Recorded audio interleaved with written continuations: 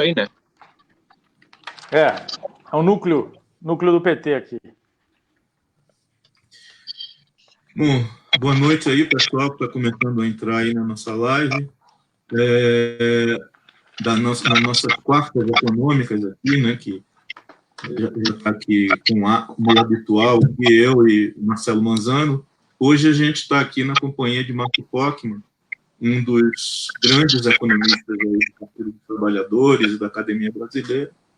Não é, Márcio? É economista e professor e pesquisador da Unicamp, além de ser também um dirigente e um pensador dentro do Partido dos Trabalhadores, né, que tem dado muitas contribuições aí ao partido, inclusive do ponto de vista político, sendo candidato aí a deputado federal, andou sendo cogitado para ser candidato a prefeito de Campinas e tal. Então, além de um economista, um professor, né, na academia, é também um militante do PT em tempo, né, bastante seu tempo.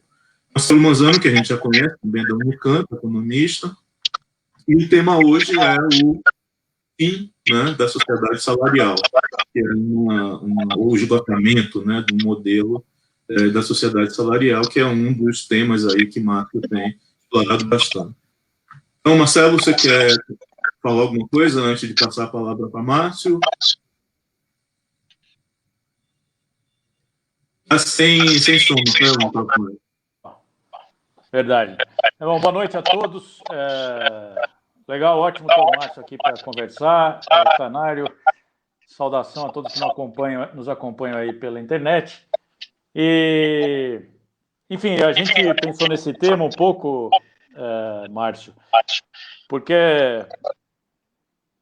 sem dúvida, uma das questões mais relevantes e preocupantes do capitalismo nos dias de hoje, vamos dizer o seguinte, nesse novo século, né? E a gente viu hoje, inclusive, um exemplo, né, dos dramas produzidos por essa organização, essa forma de organização do capitalismo que não produz, não oferece emprego, não é capaz de absorver as pessoas com empregos regulares, de qualidade, etc. Vimos a manifestação dos entregadores hoje num claro exemplo, né, do ponto da gravidade dessa situação no mundo de hoje. Então, pensamos aí nesse tema do fim da sociedade salarial, é mais uma provocação, né? É isso mesmo? Estamos chegando, de fato, neste momento, ou já passamos dele faz tempo, enfim. É um pouco isso que a gente queria saber de você, como você é um especialista no tema, já escreveu vários livros, artigos sobre essa questão, será muito bom aí poder bater esse papo. Então, eu passo a palavra aí, Márcio, e depois a gente comenta e traz outras questões aqui, eventualmente, que os nossos ouvintes estejam levantando. Muito bem, então, boa noite a todos, companheiros e companheiras. Agradecer o convite do Marcelo e essa mediação que o companheiro Canário está fazendo. É uma oportunidade que talvez pudéssemos fazer de forma presencial, não fosse a situação que estamos vivendo, mas ela, de certa maneira, não impede que as ideias, não é, tenham seu fluxo e contrafluxo, especialmente quando o nosso partido vive um momento decisivo, a meu modo de ver, em relação ao seu futuro, né?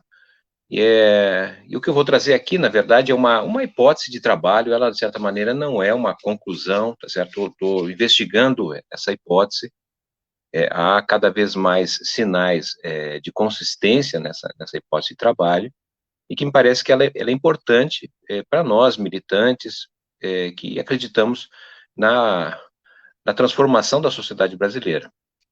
Então, esse nome aí pomposo, fim da sociedade salarial, né, ela talvez seja demasiadamente complexo para tratar em tão pouco tempo, de tal forma que eu vou aqui, na verdade, pensar alguns aspectos que me parecem interessantes para provocar um debate, uma reflexão entre nós.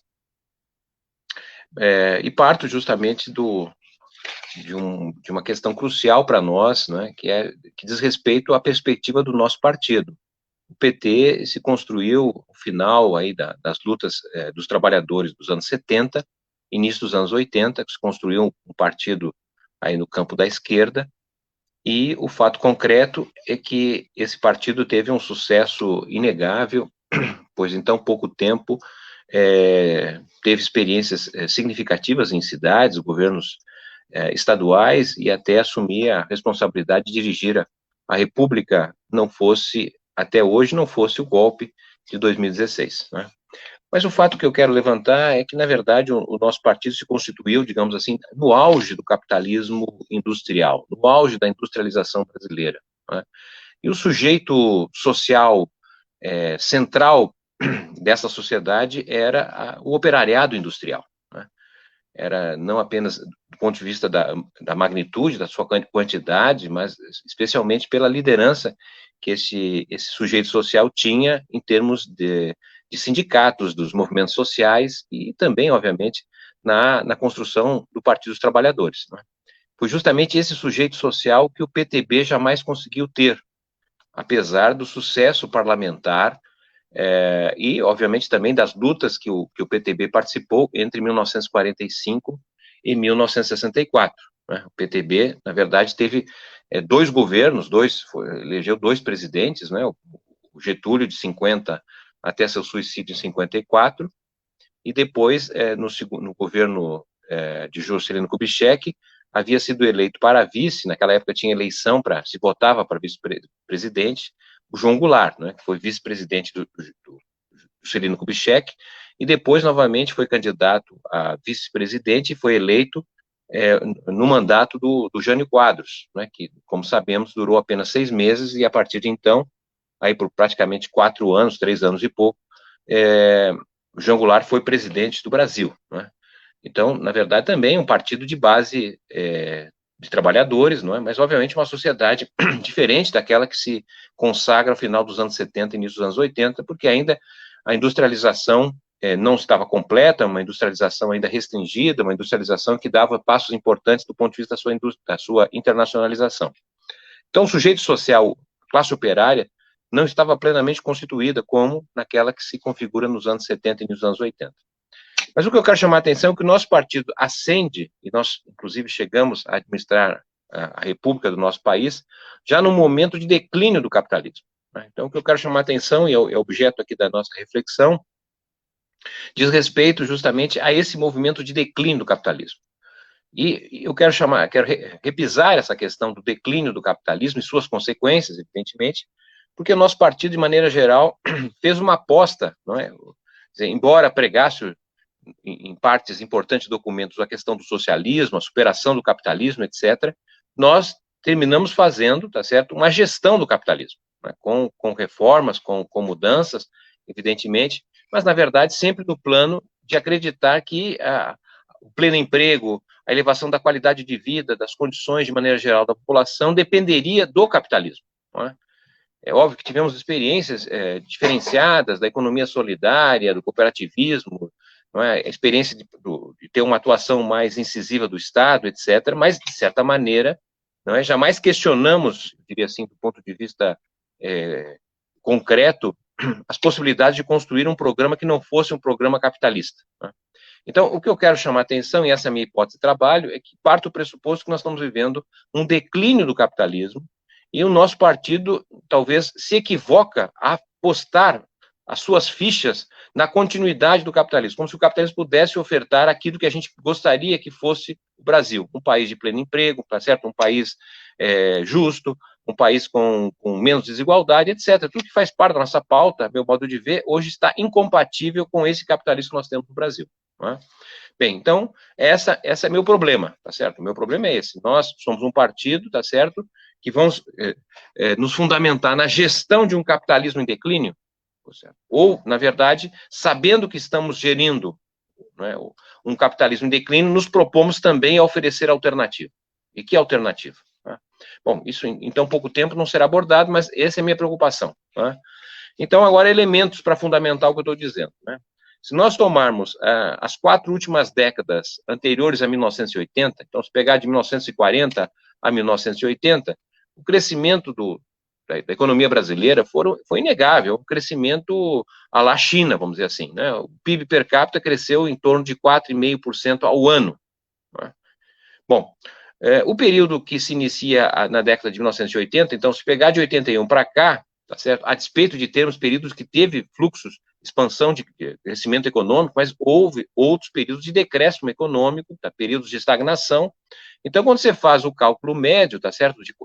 Das últimas 4 décadas, o crescimento per capita é em torno de 0,4%. Pode ser até menor, dependendo do comportamento agora, de 2020 em diante. Então, na verdade, se trata de uma longa estagnação, tá certo? O capitalismo brasileiro não cresce, tá certo? Eu já falei, tem alguns momentos de expansão, mas outros momentos que não tem expansão, regresso, etc. Então, vivemos uma fase de um capitalismo em declínio, porque, de certa maneira, o coração do capitalismo, que é o investimento, não se apresenta. A taxa de investimento decaiu, chegou a 23%, 24%, 25% do PIB nos anos 70 e jamais voltou a esse patamar desde então, né? Hoje, talvez a taxa de investimento esteja em torno de 14% ou até menos, né? É claro que é um período especial, mas ao longo dos 40 anos, essa circunstância. Se tomarmos ainda essas 4 décadas, nós podemos identificar 2 décadas que foram praticamente perdidas do ponto de vista econômico, né? Uma já conhecida, a década de 80, diante do problema inflacionário, né, da crise que tivemos de 81 a 83, em função da dívida externa, do desemprego aberto que apareceu ali pela primeira vez no capitalismo brasileiro. Bem, a outra década, que na verdade foi uma meia década perdida, mas foi tão perdida que na verdade contaminou os 10 anos, que é a década passada, de 2010 a 2019. Né? Os primeiros anos ali, 2010 a 2014, embora fosse uma taxa de decrescimento, cada ano um crescimento menor, começou em 2010 com 7,5%, terminou com 1,1% em 2014, mas, na média, o país cresceu em torno de 3,2%, que não é pouco, tá certo? Então, com 5 anos de crescimento, 5 anos de inclusão social, 5 anos de aprofundamento democrático, estava uma coisa razoável, né? Todavia, a segunda metade, 2015 para cá, foi, então, aí uma tragédia, porque a economia decaiu, né? Tivemos uma recessão de 2 anos, e depois sem ter, na verdade, força para voltar, para recuperar pelo menos o nível de 2014. Em 2019, a economia brasileira, segundo o IBGE, era 3% menor do que fora em 2014. Certo? Então, e essa queda, então, brutal, na verdade, contaminou a média do decênio, o que nos deu, então, uma década perdida do ponto de vista econômico. Então, essa é a primeira questão. Olha, mas se o capitalismo não se expande, o que acontece, né, num país em que a população segue crescendo? Embora a taxas menores, mas a população cresceu no Brasil. Bem, nesse sentido, se o capitalismo não cresce, portanto, as oportunidades de trabalho pertencentes à dinâmica do capital, não é, fazem com que se gere um excedente de força de trabalho. Pessoas, né, trabalhadores que excedem as necessidades do capital. O capital não cresce, não tem como incorporar. Então, o que acontece, a meu modo de ver, é que nessas últimas 4 décadas, né, se fez uma gestão desta massa redundante de força de trabalho, né, dessa massa sobrante às necessidades do capital. E essa gestão, digamos assim, dessa força de trabalho, ela se pronuncia, inclusive, na regressão que passa a haver a partir dos anos 90, até 1989, nós tivemos, então, uma expansão da taxa de assalariamento, que é os empregos assalariados no total da ocupação, né? Se a gente olhar um pouco de um período mais longo, entre 1808 e 1888, não é?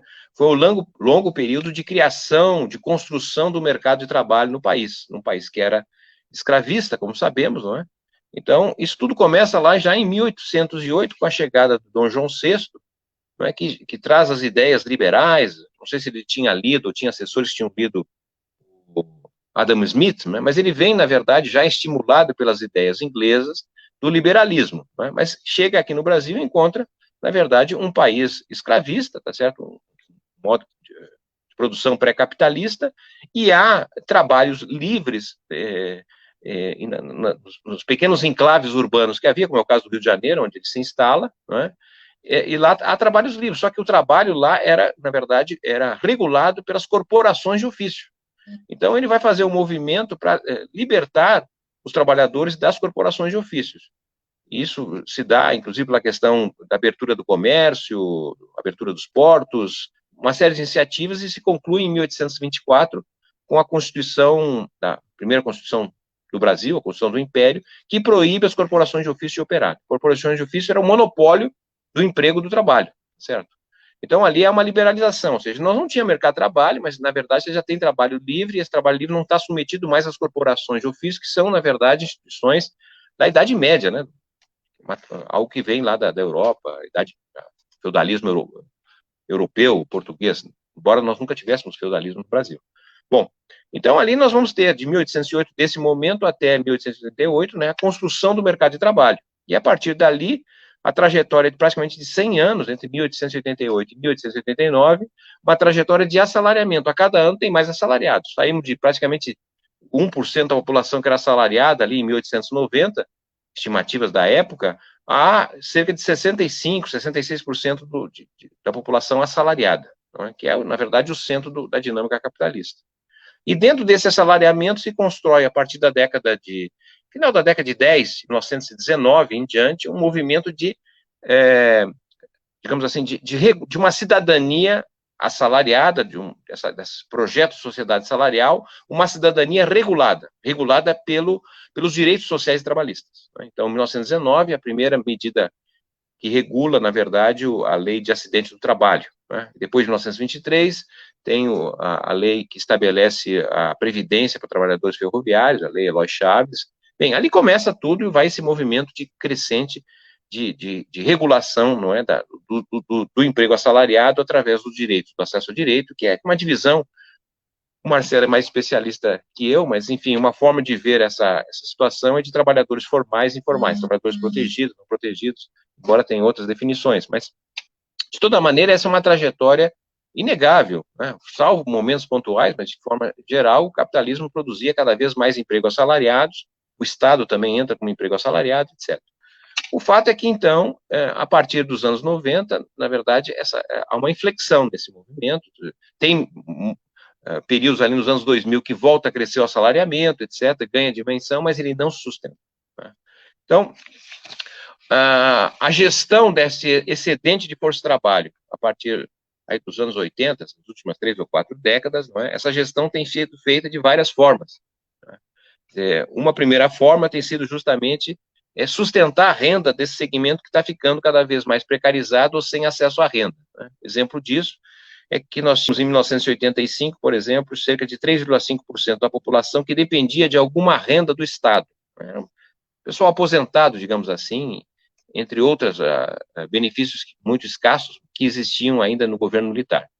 Quer dizer, antes da pandemia, nós estávamos já com 27% da força de trabalho dependendo do orçamento do Estado. Certo? Não apenas a Previdência, Bolsa Família, seguro-desemprego, várias possibilidades de acesso à renda, evidentemente, desse segmento mais pauperizado, embora a gente saiba que outros segmentos também têm acesso ao orçamento. Né? Então, uma forma de gerir esse processo de declínio do capitalismo e, ao mesmo tempo, o desassalariamento foi, na verdade, subsidiar, através de garantias de renda, parcela da população. Né? Bem, mas esse não foi o único movimento. O segundo movimento, na verdade, foi uma espécie de refúgio, não é? Diante desse declínio do capitalismo, puxado fundamentalmente pela própria desindustrialização, não é? A indústria é uma espécie de coluna vertebral do desenvolvimento em qualquer país. Sem indústria não se pode pensar em imaginar desenvolvimento. Então, a desindustrialização que vai ocorrer no Brasil, sobretudo a partir da forma com que o Brasil se insere na globalização, a partir de 1990, o enfraquecimento da indústria vai levando, na verdade, uma espécie de deslocamento da força de trabalho para o setor terciário, né, para os serviços, para o comércio. Né. Sabemos, evidentemente, que o comércio, os serviços têm segmentos modernos, dinâmicos, não há dúvida sobre isso. Mas o que mais cresceu no Brasil, para vocês terem uma ideia, de 85% do emprego que foi gerado entre 1985 a 2018, 85% do emprego foi no setor terciário. Certo? Então, esse é o centro, digamos assim, da classe trabalhadora hoje no Brasil. São trabalhadores de serviços, né? Que é um pouco o exemplo da greve de hoje, tá certo? São trabalhadores de serviço, são entregadores. Né? Bem, Então, o que eu quero chamar a atenção é que esse deslocamento do emprego industrial para o setor terciário, em geral, fecha uma indústria e abre um conjunto de pequenos negócios. Ora, obviamente que aí você tem uma quebra na produtividade. A produtividade na indústria é muito maior, em geral, do serviço. Não necessariamente, mas em geral, sim. Então, na verdade, enfraqueceu a produtividade. Ora, se a produtividade é baixa nos serviços, qual a possibilidade de você empregar mais pessoas? Na verdade, o que nós passamos a conviver foi com uma retirada, né, de direitos, foi com uma espécie de acomodação a essas condições, né? Então, o que nós vamos ver? Nós vamos ver, na verdade, uma série de iniciativas cujo objetivo é sustentar o emprego, não é, em setores que são quase artificiais, que têm pouca consistência na sua existência, não é? Bem, mas o que eu quero dizer com isso? Olha, nós fizemos uma série de situações, por exemplo, a terceirização que foi feita, não é? Que foi criada nos anos 90, na verdade, fez com que ocorresse uma abertura grande de prestadores de serviços. Né? Mas que serviços? Bom, trabalhadores como motoristas, trabalhadores de limpeza, trabalhadores de segurança, que anteriormente eram contratados diretamente, passaram a ser contratados agora de forma rebaixada.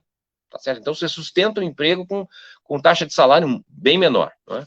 Outro movimento que foi a acomodação a isso é a própria pejotização, né? A criação dessa figura de PJ, lá em 1995, numa reforma tributária, logo no início do governo Fernando Henrique, ele isenta de pagamento de impostos lucros e dividendos, né? O que significou dizer que, então, pequenos negócios, o PJ, na verdade, não vai pagar imposto. Uma maravilha.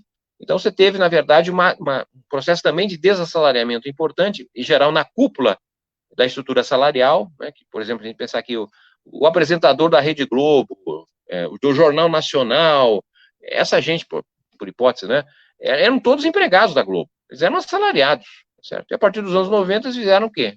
Viraram PJ, tá certo? São empregadores de si próprio, né?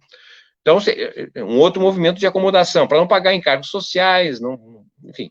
Então, além disso, né, depois nós tivemos a própria política de estímulo ao simples, redução de tributos para pequenos negócios, ou seja, tudo foi tentativa de acomodar num quadro em que a economia está em declínio. Não tem taxa de lucro, não tem investimento para sustentar essa dinâmica. E, por fim, inclusive no nosso governo, criado o microempreendedor individual, né? Todas as medidas têm aspectos positivos, eu não quero negar isso, mas, na verdade, o que a gente vai percebendo é que essas medidas foram, na verdade, criando uma situação artificial de você desassalariar as pessoas. Então, o que nós vemos, esse movimento que é um movimento por dentro do Estado, tá certo? Por dentro de políticas públicas, né? É todo naquela perspectiva de que o encargo social, o salário dificulta o emprego, etc. Essa visão foi, de alguma forma, perseguida através de medidas de flexibilização e de redução de direitos, né?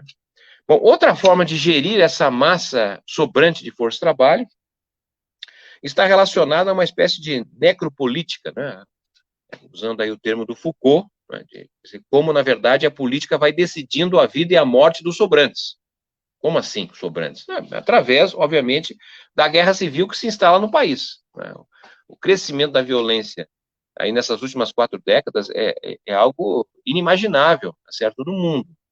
Nós temos taxa de mortalidade, né, de assassinatos, de homicídio, de padrão de guerra civil, né? Agora eu não me lembro, acho que qual é a taxa na verdade, a nossa é 6 vezes mais do que aquilo que a ONU considera uma guerra civil, coisa assim, exorbitante. Então, se mata 60, 65 mil pessoas, tá certo? Entre elas, policiais também, tem uma taxa de letalidade de policiais alta, mas a polícia mata muita gente, tá certo? Então, se você pegar aí os últimos 40 anos, foram 1,5 milhão de pessoas assassinadas no Brasil, por dados oficiais. Possivelmente foram muito mais pessoas, porque tem várias formas aí de não contabilizar assassinatos, como sabemos, né? Bem, então, o que eu quero chamar a atenção é que essa é outra forma de gerir, na verdade, você liquidar pessoas, tá certo? Isso é uma experiência que não é desde os nossos colonizadores, né? O que aconteceu com os índios, tá certo? O que aconteceu com os escravos, etc. Então, está um pouco no DNA da nossa sociedade. Bem, além do assassinato, aí, dos homicídios, nós temos também outra forma de isolar, retirar as pessoas do emprego, do assalariamento possível, que é o aprisionamento, né? Nós temos, quando se mede a força de trabalho no Brasil, por exemplo, não contabiliza 820 mil pessoas que, segundo o governo, constitui a população carcerária do Brasil, né? Hoje, embora somos a quinta população maior do mundo, temos a terceira maior população carcerária do mundo, certo? Em condições medievais de vida, como disse um certo ministro da Justiça do Brasil, né? Então, saímos de 90 mil pessoas presas em 1990, hoje estamos com 820 mil pessoas presas. Outra forma de gerir, né, usar essa palavra, de gestão dessa massa abundante de força de trabalho. Bom, e obviamente dentro dessa questão da necropolítica não há como colocar duas outras instituições que têm tido um papel muito importante na gestão do mundo do trabalho. Eu já vi aqui que eu já passei 20 minutos, eu vou mais um minutinho eu termino aqui.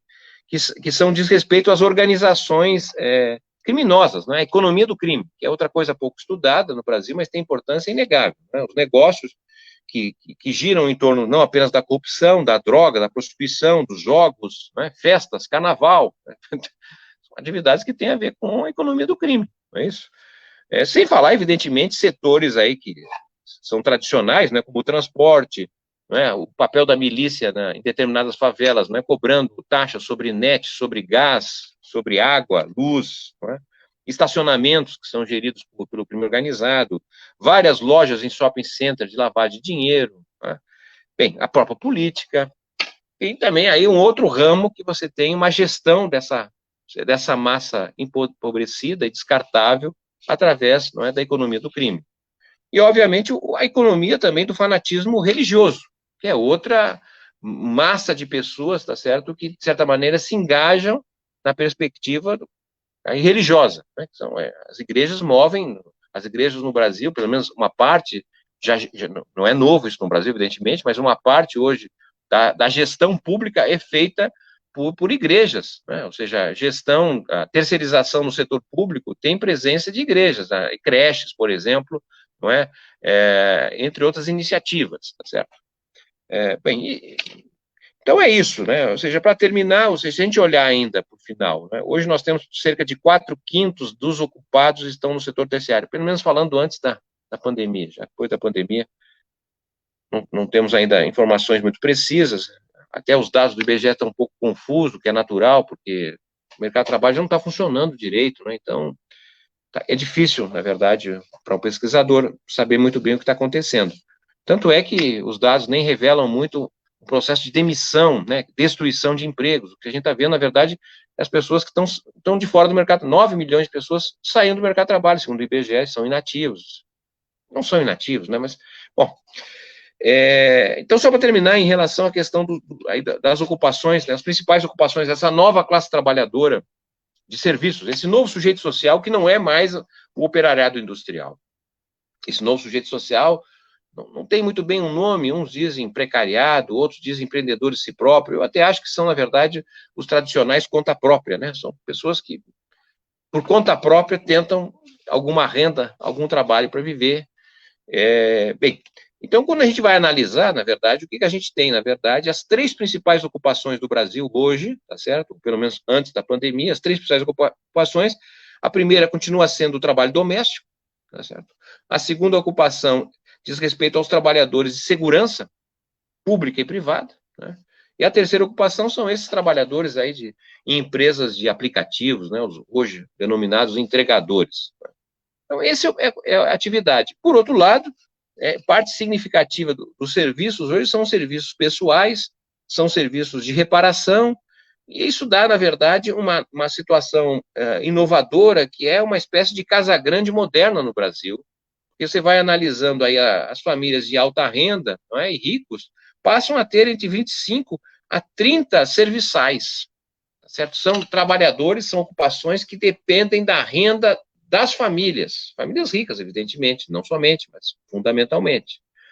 Mas que trabalho, não são atividades que têm a ver com a dinâmica econômica diretamente, ou seja, o trabalho da manicure, tá certo?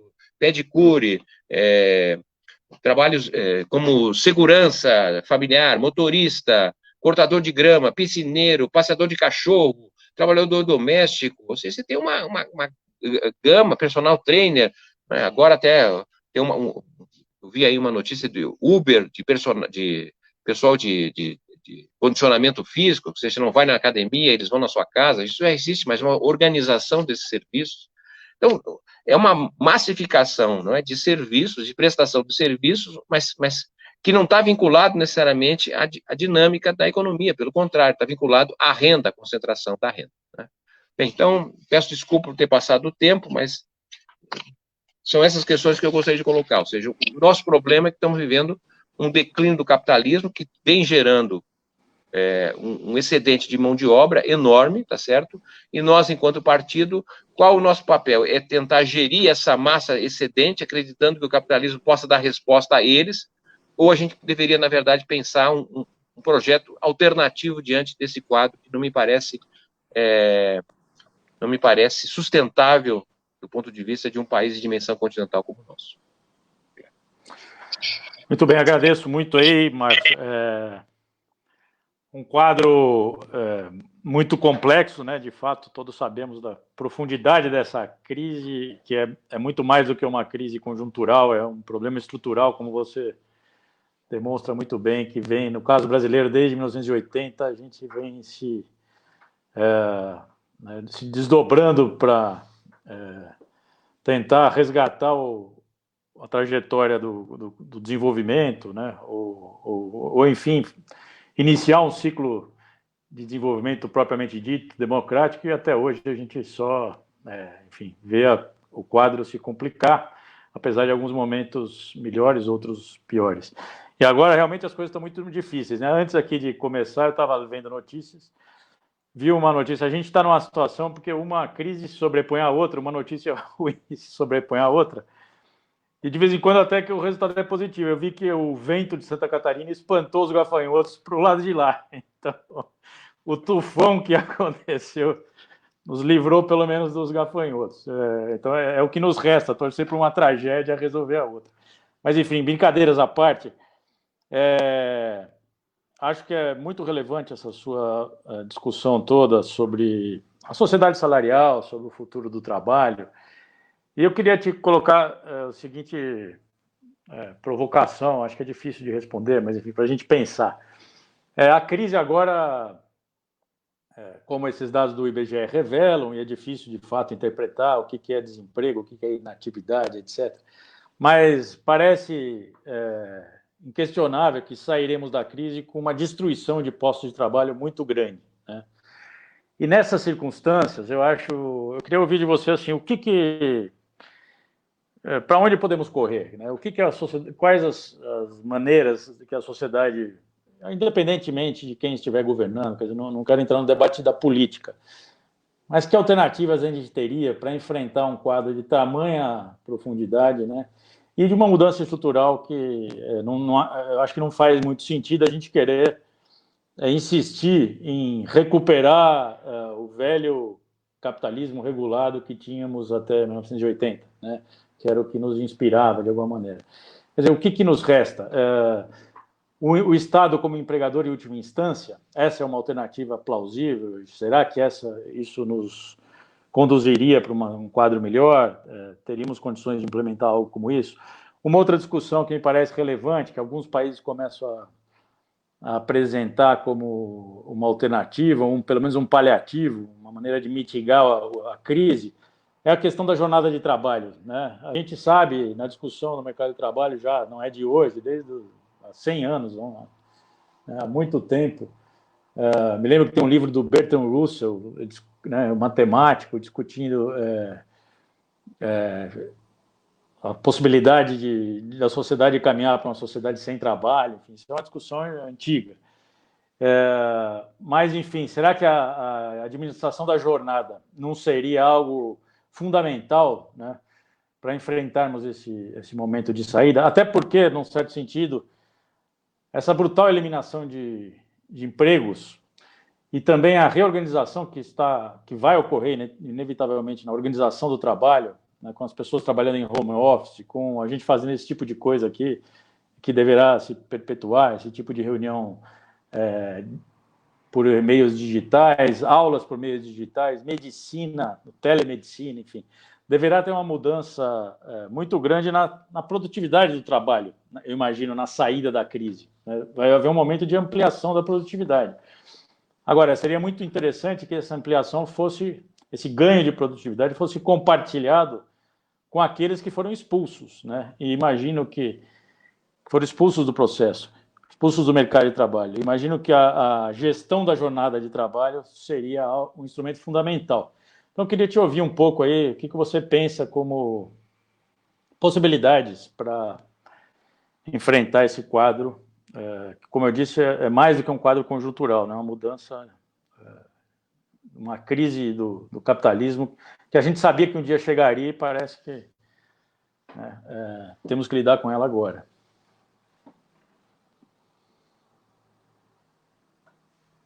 Tá sem som. Tá sem som. Vou agradecer porque eu sou educado, mas é uma questão que... Muito difícil, muito difícil. Mas ela é instigante, porque, na realidade, vejo que o mais grave da pobreza material é a pobreza de ideias. A impressão que a gente vive uma espécie de pobreza de ideias no Brasil, com significativa, com a recorrente perspectiva sempre neoliberal, que faz alguma concessão, mesmo num quadro dramático, mas vem avisando que, terminando esse momento, nós vamos voltar numa situação ainda muito mais dura em termos de receituário neoliberal, né? Pelo menos no caso brasileiro, ainda que em outros países, Boris Johnson declarou uma outra fala, né? Bom, então, mas em relação ao teu questionamento, acho que tem uma premissa básica. A premissa é o seguinte: não é um problema necessariamente de ideias, ainda que me parece que nós estamos com essa dificuldade no Brasil, né? Se dizia, o Marco Aurélio Garcia gostava de uma fala dele, que ele dizia que o PT foi o partido nos anos 80, não é, que tinha muita ideia e pouco voto, né? Depois, o PT se transformou num partido de muito voto e pouca ideia, né? E agora estava um partido com dificuldade de voto e de ideias. Saudoso Marco Aurélio. Mas me parece que a questão central, assim, na verdade, a premissa é qual é a saída política, porque, no fundo, é político, não é técnico, como você sabe melhor do que eu. Quer dizer, nós temos condições de construir uma maioria, e esta maioria, ela, na verdade, é conduzida por que sujeito social? Porque, na verdade, esses 40 anos foram 40 anos de destruição do empresário, da burguesia industrial tradicional, que constituíam uma parte importante, inclusive, da eleição do presidente Lula. Quer dizer, você contar com o empresariado nacional, não é? Contar com uma classe média assalariada, que foi importante nos anos 80, não é? Contar com o operariado industrial, quer dizer, esse era, digamos assim, a base, a Igreja Católica, etc. Quer dizer, hoje nós ganhamos a eleição e contamos com quem, tá certo? Quem é o protagonista desse projeto político? Esse eu acho que é a questão talvez mais difícil, é como é que nós vamos, digamos assim, resolver este nó da política. Quer dizer, qual é a maioria política que nós vamos assumir? Porque a gente ganha a eleição em 2014, tá certo? Mas a maioria política não nos é favorável e a gente termina fazendo um programa que não era aquele que a gente gostaria. Então, me parece que é uma questão central, e essa é uma questão muito importante para a esquerda, né? Porque não são poucos os partidos de esquerda que estão desaparecendo. Se pegar a França, até pouco tempo, o Partido Socialista, não era? Tinha eleito o presidente, tinha o primeiro-ministro, tinha o presidente da Câmara, o presidente do Senado, governava as principais cidades, não é? Mas 2 anos depois apareceu, nem a sede o Partido Socialista tem. Então, é uma questão muito importante que vem lá desde os anos 80 com a conversão do Partido Comunista Italiano, né? Tem a ver com a mudança da sociedade, o tipo de direção que você tem do partido, muitas vezes descolado da realidade, etc. Então, é um problema gigantesco, um problema político, né? Mas a sua pergunta não é política, é um problema econômico.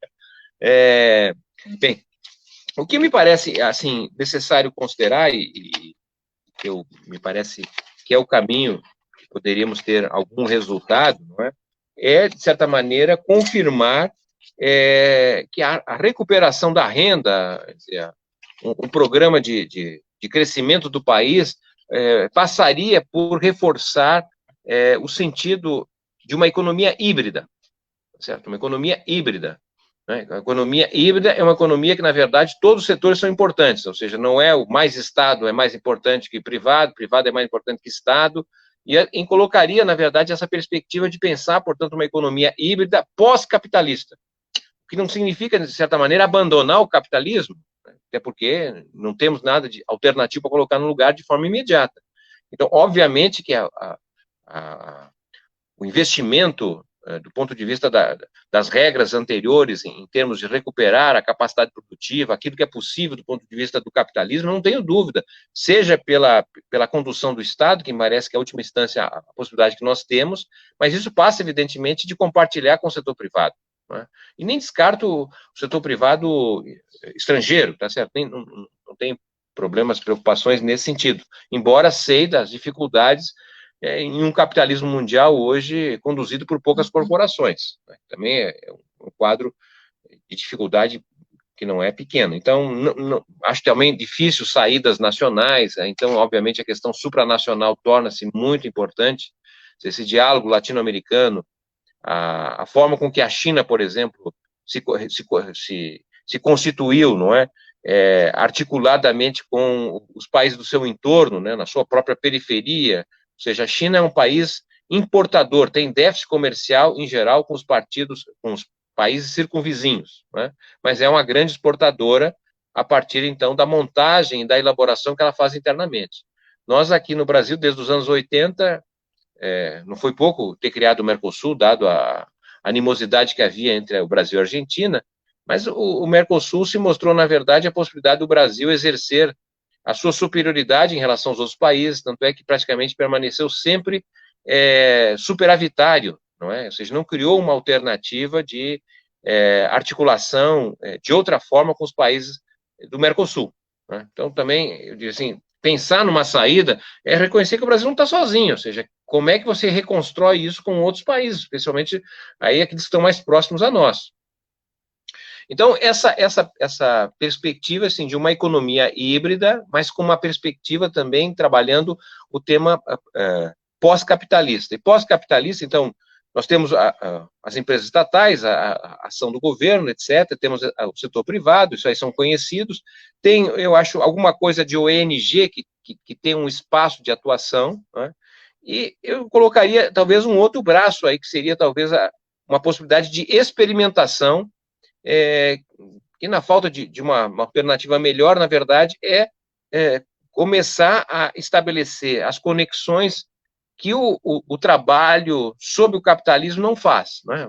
O capitalismo, na verdade, separou o trabalho que passa pelo mercado do trabalho que não passa pelo mercado. Quer dizer, o trabalho que passa pelo mercado, ele, de certa maneira, é reconhecido, legalizado, remunerado, não é? E até tem os direitos sociais trabalhistas, pelo menos uma parte. Né? Mas o mesmo trabalho que não passa pelo mercado, ele não tem nada disso. Então, pensar um projeto aí pós-capitalista é, na verdade, voltar a entender o trabalho na sua totalidade. Ou seja, uma economia que identifica, na verdade, o trabalho na sua totalidade. Então, tudo é trabalho, tá certo? Então, o trabalho que eu faço em casa, tá certo? O trabalho de cuidados, o trabalho comunitário, tudo isso é trabalho. Ora, é trabalho, mas, na verdade, não gera riqueza na contabilidade capitalista porque não passa pelo mercado. Bom, mas isso um modo de produção que se constituiu assim, mas antes desse modo não era assim. Tudo era trabalho, tá certo? Trabalho para a sobrevivência. Bom, então o que eu estou, na verdade, aqui especulando será que haveria uma possibilidade de montar, não é, uma perspectiva em que a economia fosse de fato um meio e não um fim, não é? E para isso a necessidade de desenvolver um sistema, um modelo e que reconhecesse, que identificasse o trabalho socialmente útil. Toda forma de trabalho socialmente útil. O que é trabalho socialmente útil? O trabalho pela vida, mas pode ser pela economia, pode ser pelo lazer, pode ser pela segurança, pode ser pelos cuidados. É trabalho pela sobrevivência, em última análise. Né? Então, esse trabalho precisaria, de alguma forma, que o reconhecesse, assim como temos as regras que reconhecem o que é trabalho no mercado. Tá certo? né? Então, a gente lava a louça em casa, não tem reconhecimento algum, mas lavar a louça num outro lugar chamado restaurante tem total reconhecimento. Então, o estabelecimento de regras que definisse, olha, isso aqui é trabalho socialmente útil, tá certo? E, ao mesmo tempo, um sistema de equivalência. Para cada hora, para cada tempo de trabalho exercido socialmente útil, você tem direito a um crédito social. Bom, esse crédito social, na verdade, vai dar direito a você trocá-lo por uma moeda social, tá certo? Num banco, vou dizer aqui banco comunitário, mas um banco que não seja o Banco do Brasil, não seja o Itaú, etc., tá certo? É um sistema novo que, na verdade, vai emitir moeda. Vai emitir esta moeda que vai ser, na verdade, trocada pelo crédito social, e eu que desenvolvi o trabalho social na comunidade, que foi identificado, que tem, etc., eu pego essa moeda social e vou ali na comunidade, tá certo? No supermercado, vou na farmácia, enfim, e reproduzo, sobrevivo através desse sistema de troca. E a prefeitura, para ter experiências locais, porque para ver se isso dá certo, pode ser que não dê certo mesmo, a prefeitura, na verdade, com o seu orçamento, ela lastreia a moeda emitida. Até porque me parece importante considerar isso, espero, né, que o PT deva ter muitos prefeitos eleitos, e aí em janeiro do ano que vem, tá certo, com a economia na situação que vai estar, talvez aí, dependendo de quanto for a queda, a renda per capita dos brasileiros em janeiro do ano que vem pode estar 20% menor do que era 2014. Ou seja, como é que você vai fazer um governo dizendo, não, nosso modo petista de governar é fazer uma inflexão de prioridades. Nós vamos botar dinheiro na saúde, na educação, no transporte.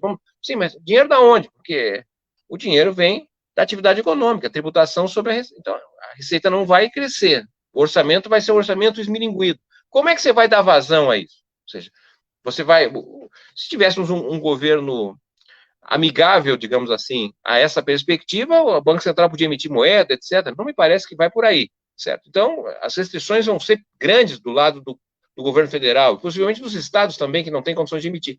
A prefeitura não emite, mas ela lastreia a emissão de moeda, tá certo? Faz circular moeda no plano local, numa articulação com o sistema de comércio, sistema de produção, pequenas hortas, etc. Você vai mover de outra maneira, não é via mercado.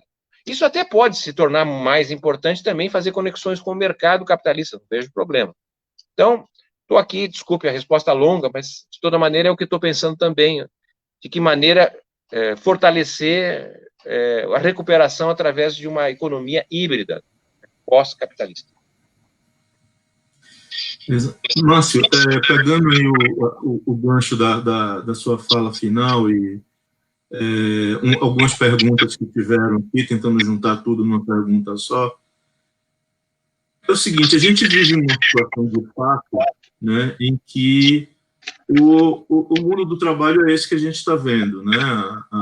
Existe um modelo formal que vem historicamente sendo admitido como o mundo do trabalho, existe um mundo novo, que é esse mundo aí da precarização, trabalhos que não são remunerados, etc. E tal.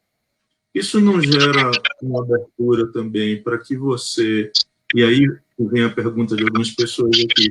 O Estado funcionar como uma espécie de garantidor dessas atividades e de proteção social, inclusive programas de renda mínima, como se propõe aí há anos.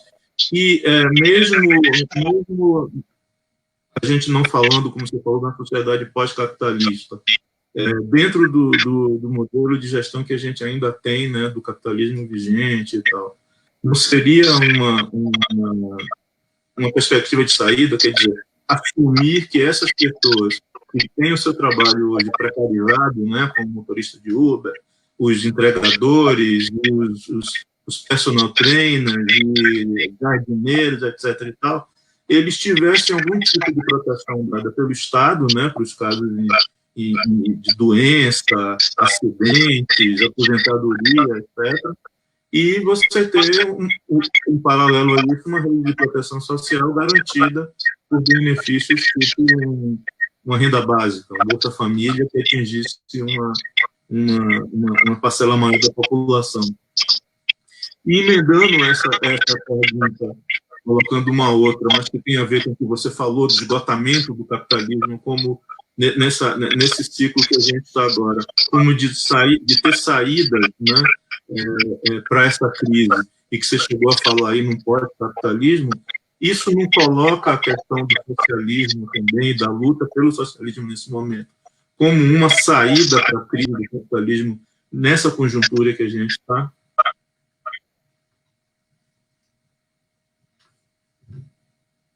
Muito bem, obrigado, Bernardo, também por questões bastante instigantes aí, que revela a qualidade dos que estão nos acompanhando.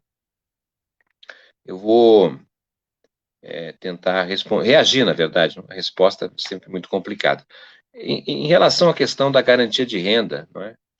Isso, na verdade, não seria uma novidade, porque o que nós estamos vendo no Brasil, praticamente desde a década de 80, é essa trajetória. É a trajetória de usar o orçamento público para transferir renda, tá certo? Na verdade, o Estado é um intermediário, o Estado arrecada e distribui, tá certo? E fez dois movimentos distributivos muito importantes, né? Se nós olharmos em 1985, mais ou menos, aí, na primeira metade da década de 1980, antes da Nova República, não é? O gasto social equivalia a cerca de 13,5% do PIB, né? E o gasto com juros da dívida, 1,8% do PIB. E a carga tributária no Brasil, né, ao redor de 23%, 24% do PIB. Então, aí, 2, 3 décadas depois, o que nós temos? Nós temos uma carga tributária ao redor de 34%, 35% do PIB, ou seja, teve um aumento aí de 11 pontos percentuais, o que não foi pouca coisa, diga-se de passagem. A maior parte desse aumento da carga tributária se deu sobre a base da sociedade, tributando classe média e pobres, não é? Porque ricos, ao invés de pagar mais impostos, eles foram isentados da tributação, né? Nós falávamos anteriormente da isenção de impostos sobre lucros e dividendos, mas também ocorreu anteriormente, aí no governo Collor, por exemplo, a redução da alíquota máxima do imposto de renda da pessoa jurídica, era 45% a alíquota máxima no imposto de renda da pessoa física, e caiu para 25%, hoje é 27%. Então, os ricos já não pagavam muito, mas pagaram menos, e esse pagar menos, esse dinheiro que deixaram de pagar, foi, na verdade, financiar o Estado através, né, dos títulos públicos. Então, o que acontece? Nós saímos de um gasto social de 13,5% do PIB, em 2014 o gasto social estava em 24% do PIB. Tá certo? E o juro da dívida saiu de 1,8%, depende do ano, lá foi para 5%, 6%, chegou até 8%, 9% do PIB. Então, foram os dois movimentos de uma economia estagnada, tá certo? Você financiou isso, uma parte importante da base social, dos mais pobres, mas também os de cima. Tá? Continuar isso, não vejo por que não seja possível, salvo dois aspectos. O primeiro aspecto é a restrição material, né? Porque nós fizemos quase um milagre, que foi arranhar a construção de um estado de bem-estar social no Brasil, ou seja, o avanço que se deu do sistema único de saúde, a universalização do acesso à educação fundamental, ampliação do ensino superior, ensino médio, não é? O avanço da Previdência, da assistência social, ou seja, esses avanços que são consideráveis, que foram feitos, a gente fez de uma forma quase milagrosa, porque a experiência dos países europeus, sobretudo, mas não somente, a construção do estado de bem-estar social naqueles países se deu num período de maior crescimento do capitalismo. Foram 3 décadas de crescimento significativo. Então, o capitalismo cresceu e está certo, e foi capturado uma parte desse excedente para financiar o fundo público. Bom, aqui o capitalismo não crescia. Tá certo? Então, a gente montou alguma coisa que é quase insustentável sem crescimento. Tá certo? Esse é o nosso gargalo. Por que não dar renda a mais? Olha, mas de onde é que vai sair esse recurso? Essa questão. Não, a gente pode financiar com emissão, mas isso não é sustentável ao longo do tempo sem crescimento econômico. Até porque, dentro dessa perspectiva, os dados vão dizer mais à frente, mas a impressão que eu tenho nesse momento é que o governo Bolsonaro faz um dos maiores apoio aos trabalhadores brasileiros, em termos de garantia de renda. Tá certo? Nós temos hoje quase, se os dados estão certos, porque também há muita confusão em termos das informações que a Caixa Econômica oferece, não é? Mas se os dados estão certos, nós temos quase 70% da força de trabalho hoje recebendo algum benefício. Seja pela Bolsa Família, já conhecida, que teve 1.200.000 famílias adicionais e o rendimento do Bolsa Família foi aumentado em 3 vezes. 95% hoje das famílias recebem 3 vezes mais que recebiam em março. Não apenas você tem o maior número de Bolsa Famílias atendidas hoje, nem no governo PT tinha, como o valor, o benefício recebido é praticamente 3 vezes mais. Além disso, você tem em torno de 59 milhões de pessoas que recebem o auxílio emergencial. Parece que tem gente que recebe que não precisava, tem que avaliar isso, mas é uma coisa impressionante a quantidade de pessoas recebendo. E sem falar ainda nos trabalhadores com carteira assinada que tiveram emprego suspenso ou reduzida a jornada, que são 10 milhões de pessoas. É muita gente. Tá certo? E isso tem impacto político. Então, isso eu seguia nesse sentido. Olha, vamos continuar dando renda. Tudo bem, mas e como é que você... Isso é fundamental, não sou contra, mas como sustentar no tempo? Se a economia não cresce, vai sair da onde o dinheiro mesmo? Certo? Nós já estamos com... Era em 2014, 24% do PIB. Isso aí é o patamar, mais ou menos, dos países desenvolvidos, que gastam com o social, gasto social. A cada R$4 de circulação no Brasil, 1 é do social. Já gerou uma macroeconomia social importante, etc. Não sou contra aumentar isso. A minha preocupação é do ponto de vista material, como sustentar. Né? E a segunda questão é um problema ideológico que eu vejo, tá certo? Porque os neoliberais estão, praticamente agora começa a haver uma convergência. É difícil encontrar alguém que é contra a defesa de uma renda, cidadania, uma garantia de renda, tá certo? A gente não sabe muito bem o que quer dizer as palavras, mas, de certa maneira, é difícil encontrar alguém, não, sou contra. Não. O que acontece é o seguinte, que talvez, por exemplo, o neoliberalismo pode implantar uma garantia de renda, né? Olha, vamos garantir, então, eles estão chamando agora renda Brasil, acho que era esse título, que quer tirar o nome do Bolsa Família, etc., fazer uma mistura aí, dar um outro nome. Então, uma parte grande dos brasileiros vão receber uma renda, tá certo? Porque agora vão receber a renda e, como consumidor, vão ao mercado comprar. Portanto, o Estado agora, na verdade, corta o recurso ainda mais da educação, da saúde, da assistência, da previdência pública.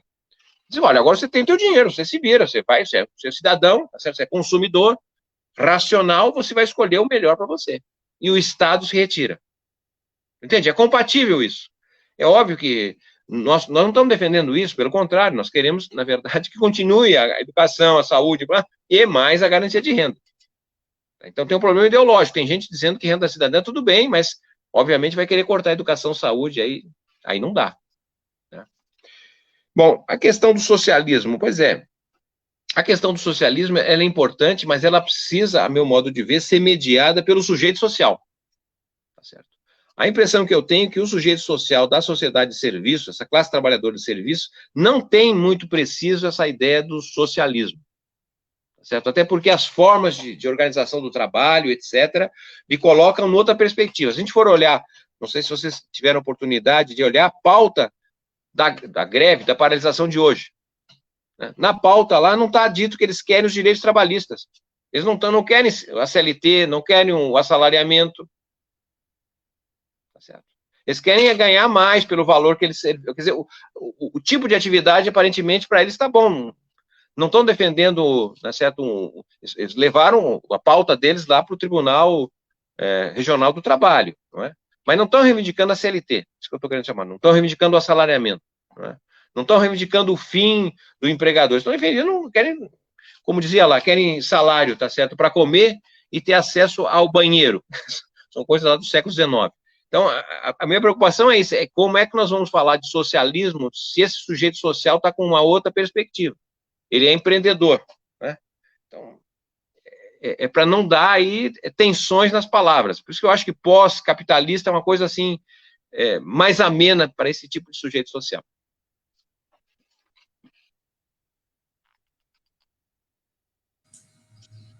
Tem mais uma pergunta aqui do nosso público ouvinte, rapidinho, que a gente já está chegando no final do nosso tempo.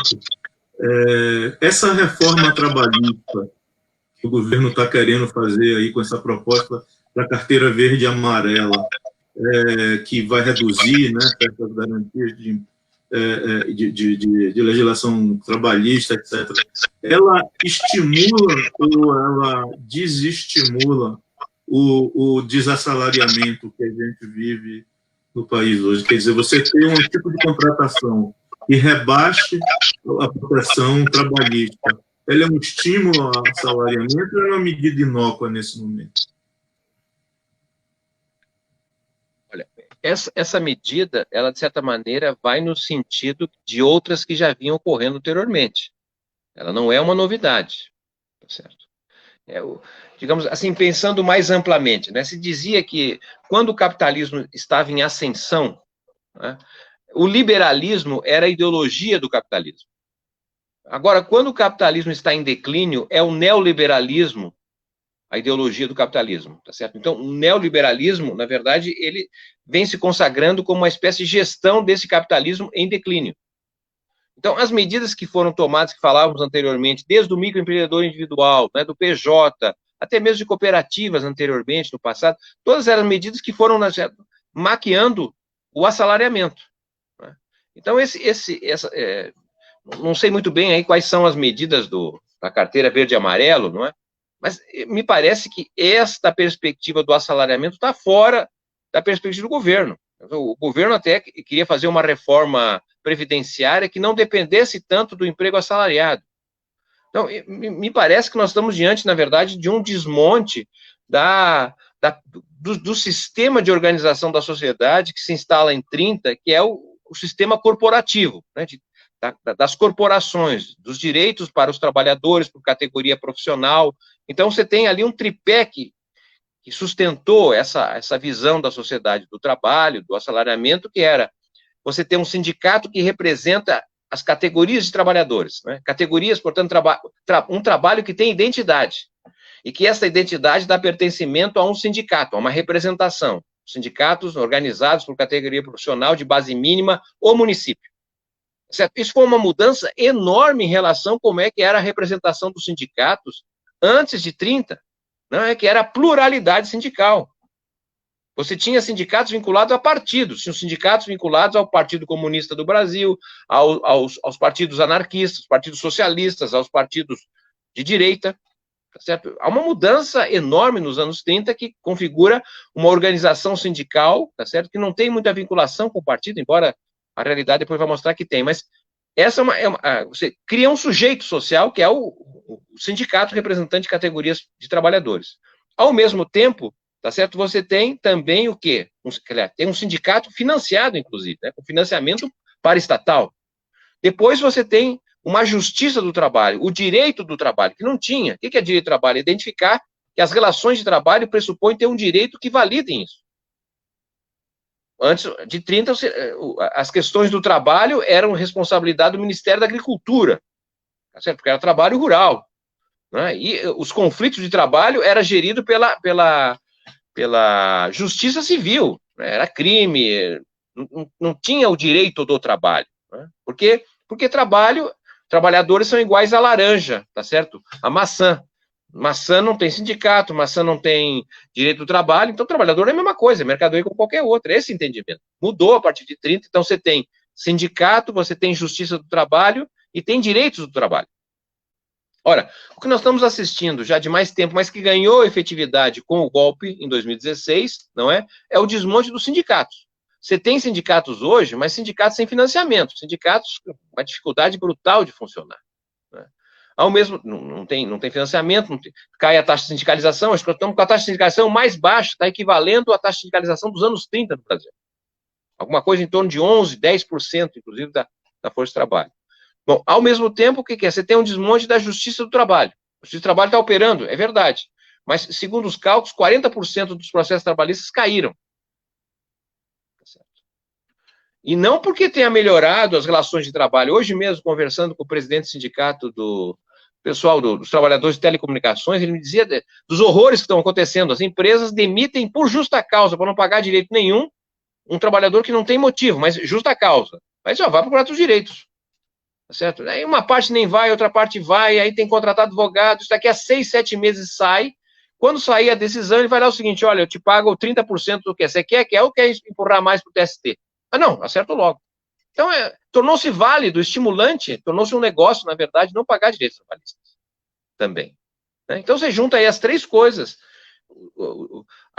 enfraquecimento dos sindicatos, talvez a sua inviabilização, inclusive, o obstáculo ao justiça do trabalho, né? E cada vez mais a redução dos direitos, a carteira verde e amarela, etc. Isso está apostando ao quê? Não é no assalariamento. Tá certo? Está apostando em outras formas de trabalho que não passa pelo assalariamento, não passa por essa subordinação. Que é, na verdade, digamos assim, o ideal do capitalismo, não é? É contratar só quando precisa. Se não precisa, tá certo? É o trabalho intermitente nesse sentido. Bom, desculpe não ter tanta solução positiva, tá certo? Trabalhar tanto com os problemas, mas temos que trabalhar com os problemas, porque os problemas existem para a gente superá-los, né? Não para nos acomodar. Se você tivesse as respostas, você sairia daqui direto para o Planalto, né? Por isso que eu continuo em Campinas, tá certo? Marcelo, a gente já está com o tempo estourado. Você queria fazer mais alguma colocação, alguma coisa? Não, queria agradecer aí ao Márcio, muito boa a conversa, muito importantes as reflexões. Sem dúvida, eu acho que muito difícil a gente pensar em soluções, mas é fundamental entender esse quadro todo. Acho que foi muito bom, muito elucidativo. E, enfim, espero que a gente possa continuar aqui com o Márcio e também nesse espaço aqui, as próximas, aprofundar essa reflexão e esse novo mundo que vai necessariamente surgir, porque o outro ficou inviabilizado, né? O problema é que a gente ainda não sabe como, mas vamos em frente. É isso, agradeço muito aí ao Márcio, um abraço e a todos que Márcio, obrigado, em nome do Núcleo eu te agradeço e espero poder contar com você aqui para outras conversas sobre outros assuntos, que a gente consiga procurar entender melhor aí o nosso país com sua ajuda. Obrigado a todo mundo que estava assistindo, obrigado a Marcelo, Márcio, mais uma vez, muito obrigado. E, pessoal, obrigado aí para quem estava nos ouvindo. Ok. Abraço, até a próxima.